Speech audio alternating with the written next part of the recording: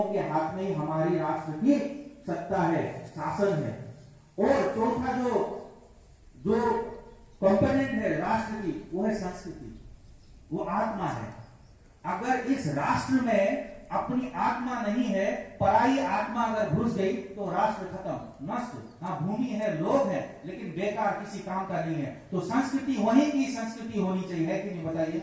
अगर पर संस्कृति, विदेशी संस्कृति, पाश्चात्य संस्कृति जिनका हम अनुकरण कर रहे हैं, जिनसे हम अपना पीछा नहीं छुटा पा रहे हैं, अगर वो संस्कृति हमारे राष्ट्र के शरीर में अगर घुस जाती है तो वो भ्रमित है, वो राष्ट्र भ्रमित हो जाएगा, वो राष्ट्र भ्रष्ट हो जाएगा। ऐसी राष्ट्र की हम कल्पना नहीं करते। जो भारतीय सनातन संस्कृति है वो ऐसी राष्ट्र की कल्पना करती है जहां संस्कृति भी अपनी हो।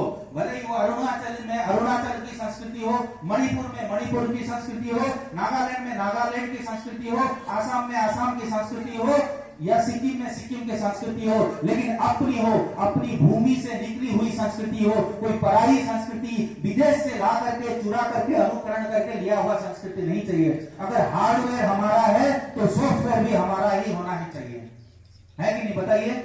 लेकिन हमें भ्रमित किया जाता है, हमें बेवकूफ बनाया जाता है कि आपकी संस्कृति में ये खामियां है। ठीक है, अगर मेरी संस्कृति में कुछ खामियां है, इसको सुधारने का काम मेरा है। अगर मेरा बेटा बिगड़ता है तो उसको मैं घर से बाहर नहीं फेंकूंगा, उसको मैं समझाऊंगा, उसको सिखाऊंगा, उसको मैं गुरुकुल में डालूंगा, उसको मैं शिक्षा, अच्छी शिक्षा दूंगा, ऐसे आचार्य के पास भेजूंगा 1 सप्ताह 10 दिन 1 महीने के लिए कि वहां से संस्कारित होके आए। इस बेटा खराब हो गया, इसका अर्थ नहीं कि उसको मैं मृत्यु दंड दूंगा, उसको हटा दूंगा और दूसरा बेटे को मैं ग्रहण करूंगा। अगर मेरी संस्कृति में कुछ खराबी है, मेरी परंपराओं में कुछ खराबी है, उसको मुझे ठीक करना है। लेकिन कतई कभी भी किसी भी हालत में हम दूसरी संस्कृति, पराई संस्कृति, विदेशी संस्कृति, पाश्चात्य संस्कृति का अनुकरण नहीं करेंगे, पालन नहीं करेंगे। और ये दम के साथ